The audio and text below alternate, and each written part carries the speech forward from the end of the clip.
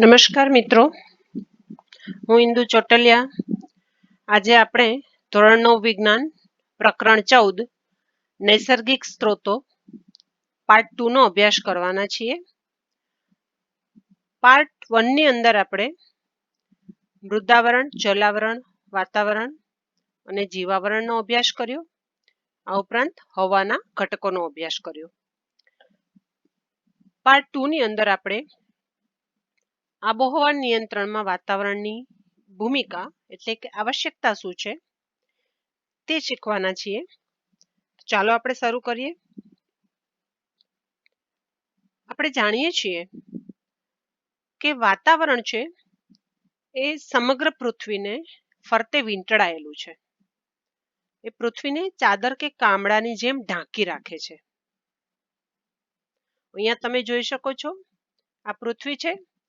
પૃથ્વીને ફરતે આ રીતે વાતાવરણ વીંટળાયેલું છે. આ વાતાવરણમાં હવા રહેલી છે અને હવા એ વિવિધ વાયુઓની બનેલી છે. જે હવા છે એ ઉષ્માની મંદવાહક છે, એટલે કે એ ઉષ્માનું વહન ધીમું કરે છે. તો હવા ઉષ્માની મંદવાહક છે, તેના લીધે વાતાવરણ એ પૃથ્વીના સરેરાશ તાપમાનને દિવસના સમયે અથવા તો સમગ્ર વર્ષ દરમિયાન જાળવી રાખે છે. સૂર્યના કિરણો જ્યારે પૃથ્વી પર પડે છે ત્યારે દિવસ દરમિયાન તાપમાનમાં અચાનક વધારો થતો વાતાવરણ અટકાવે છે. અને એ જ રીતે રાત્રિ દરમિયાન ઉષ્મા છે પૃથ્વી પરની એને બાહ્ય વાતાવરણમાં મુક્ત થવાની ક્રિયા એને ધીમી પાડી દે છે. એટલે કે રાત્રિ દરમિયાન ઉષ્માનો ઘટાડો તાપમાનનો ઘટાડો થતો અટકાવે છે. અને આ બંને ક્રિયાઓને કારણે પૃથ્વી પરના આ વાતાવરણને કારણે દિવસ અને રાત્રિના તાપમાનમાં વધારે મોટો તફાવત નથી સર્જાતો, જે જીવસૃષ્ટિ માટે બહુ અગત્યની વસ્તુ છે. ટૂંકમાં વાતાવરણ એ દિવસમાં અચાનક તાપમાનના વધારાને અટકાવે છે અને રાત્રિના સમયે તાપમાનનો અચાનક ઘટાડો થતો અટકાવે છે. હવે આપણે જોઈએ કે વાતાવરણ ના હોય તો શું થાય. તો આપણે જાણીએ છીએ કે ચંદ્ર પર વાતાવરણ નથી. સૂર્યથી પૃથ્વી જેટલા અંતરે આવેલી છે તેટલા જ અંતરે આશરે ચંદ્ર આવેલો છે. ચંદ્ર પર વાતાવરણ નથી એટલે રાત્રિના સમયે ત્યાંનું તાપમાન -190 ડિગ્રી સેલ્સિયસ જેટલું થઈ જાય છે. જ્યારે દિવસના સમયે ચંદ્ર પરનું તાપમાન 110 ડિગ્રી સેલ્સિયસ તરફનું થઈ જાય છે.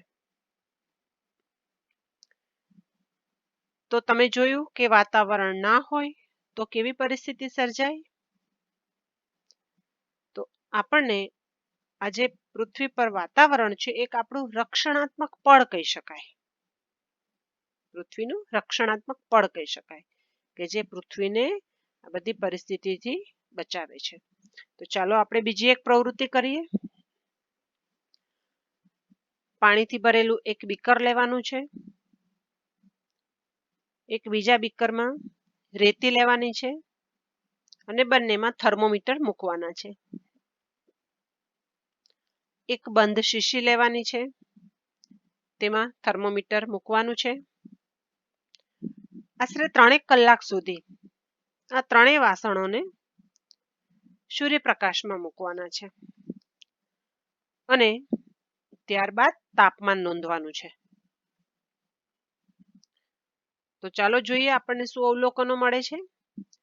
રેતી અને પાણીમાંથી કોનું તાપમાન વધારે છે આપણે 3 કલાક પછી નોંધીશું. તો રેતીનું તાપમાન વધારે લાગશે. એનો મતલબ કે પાણી કરતાં રેતી ઝડપથી ગરમ થાય છે. પાણીનું તાપમાન નીચું છે એટલે પાણીને ગરમ થતા વાર લાગે છે એવું કહી શકાય. તો એ સંદર્ભમાં આપણે જોઈએ કે જમીન અને દરિયો આ બંનેમાં કોણ પહેલા ગરમ થાય? તો આપણો જવાબ છે જમીન ઝડપથી ગરમ થશે. બંધ શીશીમાંની હવાનું તાપમાન અને ખુલ્લામાં રહેલી હવાનું તાપમાન સમાન છે? તો આપણે જોઈએ બંધ શીશીમાં થર્મોમીટર મૂક્યું છે આપણે, તો બંનેનું તાપમાન સમાન નથી. બંધ શીશીમાંની હવાનું તાપમાન વધારે છે, જ્યારે ખુલ્લામાં રહેલી હવાનું તાપમાન ઓછું છે. તો આવું ગ્રીન હાઉસ અસરને કારણે સર્જાય છે.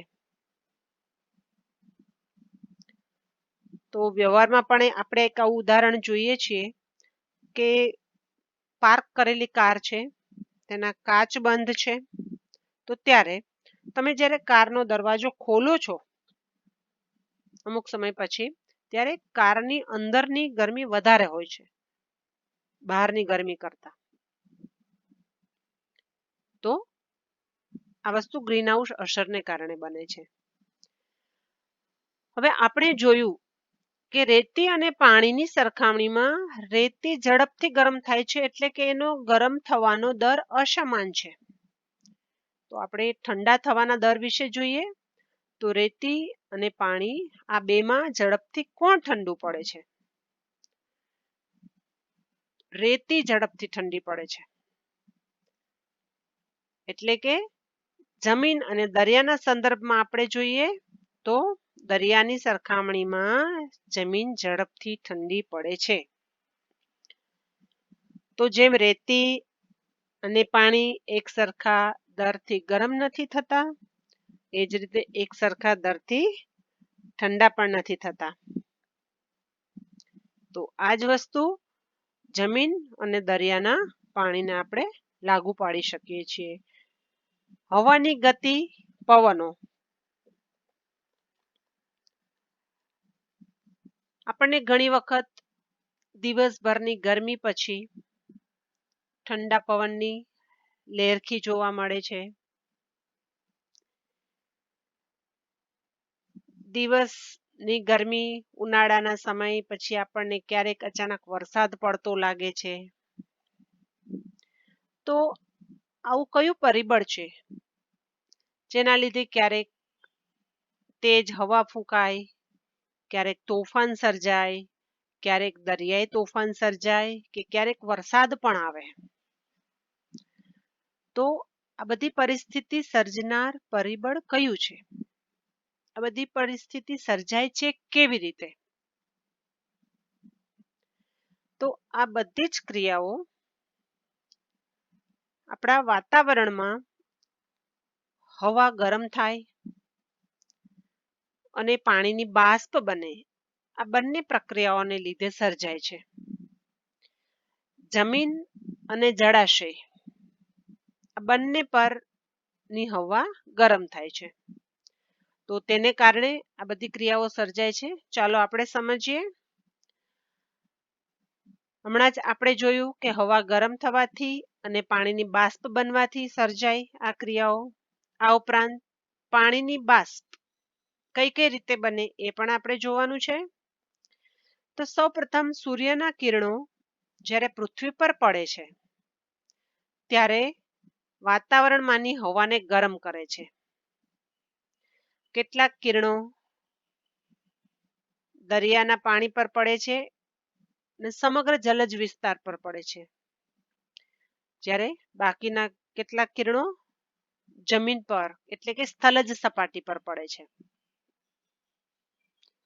તો સૂર્યના કિરણો જ્યારે વાતાવરણમાં પ્રવેશ્યા ત્યારે તેણે વાતાવરણને ગરમ કર્યું. જમીન પર પડ્યા, કેટલાક કિરણો પરાવર્તિત થયા, તો આ પરાવર્તિત થશે એ દરમિયાન પણ એ વાતાવરણને ગરમ કરશે. બીજું, દરિયાના પાણી પર આ સૂર્યના કિરણો પડશે એટલે દરિયાના પાણીને ગરમ કરશે, પાણીની બાષ્પ બનશે. એ જ રીતે સજીવ સૃષ્ટિની પ્રવૃત્તિઓ એટલે કે સૂર્યના કિરણો વનસ્પતિ એબ્ઝોર્બ કરે છે ગરમી, અને એ વનસ્પતિ પણ બાષ્પોત્સર્જન કરે છે. તો એ બાષ્પ પણ વાતાવરણમાં મુક્ત થશે. અને એ જ રીતે પ્રાણી સૃષ્ટિ એટલે કે બધા પ્રાણીઓ જ્યારે ઉચ્છ્વાસ બહાર કાઢે છે ત્યારે પણ બાષ્પને મુક્ત કરે છે. તો આ રીતે સજીવ સૃષ્ટિની પ્રવૃત્તિઓને લીધે બાષ્પ મુક્ત થશે. જલજ નું પાણી છે એ ગરમ થવાથી પણ બાષ્પ મુક્ત થશે. આ રીતે સ્થલજ ભાગ અને જલજ ભાગ આ બંને પર સૂર્યના કિરણો આપાત થાય છે અને કિરણોનું પરાવર્તન થાય છે. આ ઉપરાંત સાથે બાષ્પ પડે છે ત્યારે વાતાવરણ ગરમ થાય છે ને હવામાં ઉષ્ણતાનો સંચાર થાય છે. ચાલો હજુ આપણે એક ઉદાહરણ દ્વારા સમજી લઈએ કે સૂર્યના કિરણો સમુદ્ર પર પડે છે, સમુદ્ર ગરમીને શોષી લે છે અને એનું પાણીનું બાષ્પીભવન થાય છે અને બાષ્પ ગરમ હવા ઉપર ઉઠે છે. એ જ રીતે સૂર્યના કિરણો જમીન પર અને જળ પર પડે છે. જમીન પર પડે છે ત્યારે જમીન એ ગરમીને શોષી લે છે, કેટલાક કિરણોનું બાષ્પીભવન કરે છે, પરાવર્તન કરે છે અને જ્યારે આ કિરણો જળ પર પડે છે ત્યારે પાણીને ગરમ કરે છે. એ ગરમ પાણીમાં બાષ્પ મુક્ત થાય છે અને તે પણ વાતાવરણમાં ભળે છે. તો આ બધી પ્રવૃત્તિઓની મદદથી આપણે શું શીખ્યા કે સ્થલજ અને જલજ ભાગ ગરમ થાય ત્યારે વિકિરણોનું પરાવર્તન કરે અને આ પરાવર્તિત વિકિરણ એ હવાને ગરમ કરે છે. તેને લીધે આ બધું સર્જાય છે. તો ચાલો આપણે હજુ એક પ્રવૃત્તિ જોઈ લઈએ.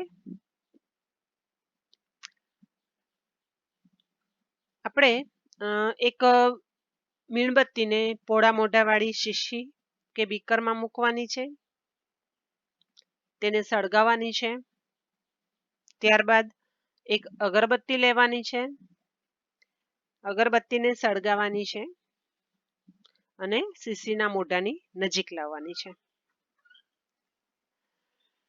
હવે આપણે જ્યારે અગરબત્તીને શીશીની મોઢાની કિનારી પર, અહીંયા આપણે બીકર લીધું છે તો બીકરની કિનારી પર લાવશું ત્યારે ધુમાડો કઈ તરફ જશે? તો જ્યારે આપણે કિનારી તરફ લાવશું ત્યારે ધુમાડો સૌપ્રથમ મીણબત્તી તરફ જશે અને ત્યારબાદ એ ધુમાડો ઉપર ઉઠી અને ઉપરની તરફ વહેવા લાગશે. એ જ રીતે જ્યારે આપણે અગરબત્તીને મીણબત્તીની થોડી ઉપરની તરફ રાખીશું ત્યારે ધુમાડો સીધો ઉપરની તરફ વહેવા લાગશે. અને ત્યારબાદ ત્રીજી પરિસ્થિતિમાં બીજા ભાગોને, બીકરના બીજા ભાગો પર અગરબત્તી રાખવામાં આવે ત્યારે ધુમાડો સૌપ્રથમ અંદરની તરફ જશે અને ત્યારબાદ ઉપરની તરફ વહેવા લાગશે. તો આપણે જોયું કે હવાનું જે તાપમાન અસમાન છે એનાથી હવાના અલગ અલગ પ્રવાહ ઉત્પન્ન થાય છે. તો ધુમાડા દ્વારા આપણે જે ભાત ઉત્પન્ન થઈ એ શું દર્શાવે છે? તો એ દર્શાવે છે કે કઈ દિશામાં ગરમ હવા અને કઈ દિશામાં ઠંડી હવા વહે છે એવું દર્શાવે છે. જ્યારે હવા ભૂમિ અને પાણીના ઉષ્મીય વિકિરણને કારણે ગરમ થાય છે ત્યારે આ ગરમ હવા હલકી હોય છે અને એટલે એ ગરમ હવા ઉપરની તરફ વહેવા લાગે છે. પરંતુ પાણીની સાપેક્ષે જમીન ઝડપથી ગરમ થાય છે અને તેના લીધે ભૂમિ ઉપરની હવા પાણી ઉપરની હવા કરતાં ઝડપથી ગરમ થાય છે. અહીંયા આપણે જોઈએ પાણી છે, આ જમીન છે, જમીન ઝડપથી ગરમ થાય છે તો જમીન પરની હવા પણ ઝડપથી ગરમ થશે અને પાણી પરની હવાને ગરમ થતા વાર લાગશે. અને એટલા જ માટે આપણને તટીય ક્ષેત્ર એટલે કે દરિયા કિનારના જે વિસ્તાર છે ત્યાં જમીન તરફના પવન અને દરિયા તરફના પવન સર્જાતા જોવા મળે છે. તો જ્યારે ગરમ હવા ઉપર ઉઠે છે ત્યારે નીચે દબાણ ઘટે છે. અહીંયા તમે જોઈ શકો છો જમીન પરથી ગરમ હવા ઉપર ઉઠે છે ત્યારે હવાનું દબાણ ઓછું થાય છે અને દરિયા તરફથી ઊંચા દબાણ વાળી હવા વહેવા લાગે છે અને તેના લીધે તટીય ક્ષેત્રમાં અલગ અલગ પ્રકારના પવનો આપણને જોવા મળે છે. ચાલો આપણે જોઈએ.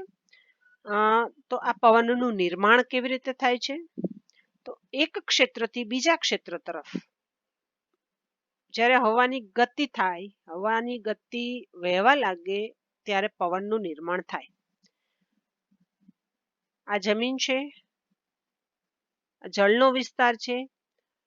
જમીન પરની હવા ગરમ થશે, પાણી પરની હવાની સાપેક્ષમાં ઝડપથી ગરમ થશે એટલે આ ગરમ હવા ઉપર ઉઠશે, ઉપર વહેવા લાગશે, ચોક્કસ ઊંચાઈ પર જઈ અને એ હવા ઠંડી પડશે.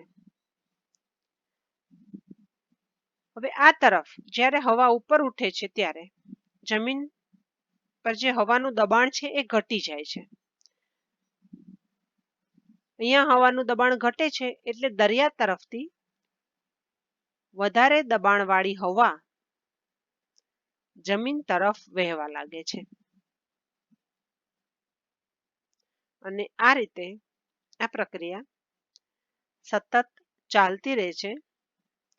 એક ક્ષેત્રથી બીજા ક્ષેત્ર તરફ હવાની ગતિ સર્જાય છે અને પવનનું નિર્માણ થાય છે. તો ચાલો આપણે જોઈએ. દરિયાઈ પવન એટલે કે દરિયાઈ લહેરો એ શું છે? આપણને ક્યારે અનુભવવા મળે છે? દિવસ દરમિયાન જ્યારે સૂર્યની ગરમી પૃથ્વી પર પડે છે ત્યારે જમીન અને દરિયાનું પાણી સાથે ગરમ થવાનું શરૂ કરે છે. દરિયાના પાણીની સાપેક્ષે જમીન ઝડપથી ગરમ થશે. જમીન ઝડપથી ગરમ થશે એટલા માટે દરિયા પરની જે હવા છે તેની સાપેક્ષે જમીન પરની હવા પણ ઝડપથી ગરમ થશે. ગરમ હવા હલકી હોય છે, તો આ ગરમ હવા હલકી છે માટે એ ગરમ હવા ઉપર ઉઠશે અને તેના લીધે જમીન પરની હવા ઉપર ઉઠશે એટલે જમીન પર નીચા દબાણનું ક્ષેત્ર ઉત્પન્ન થશે એટલે કે જમીન પરની હવાનું દબાણ નીચું થશે. આ સમયે દરિયા પર જે ઊંચા દબાણવાળી હવા છે એ નીચા દબાણ તરફ વહેવાનું શરૂ કરશે. આ પ્રક્રિયા સતત થશે એટલે દિવસ દરમિયાન હવાની ગતિ દરિયાથી જમીન તરફની જણાશે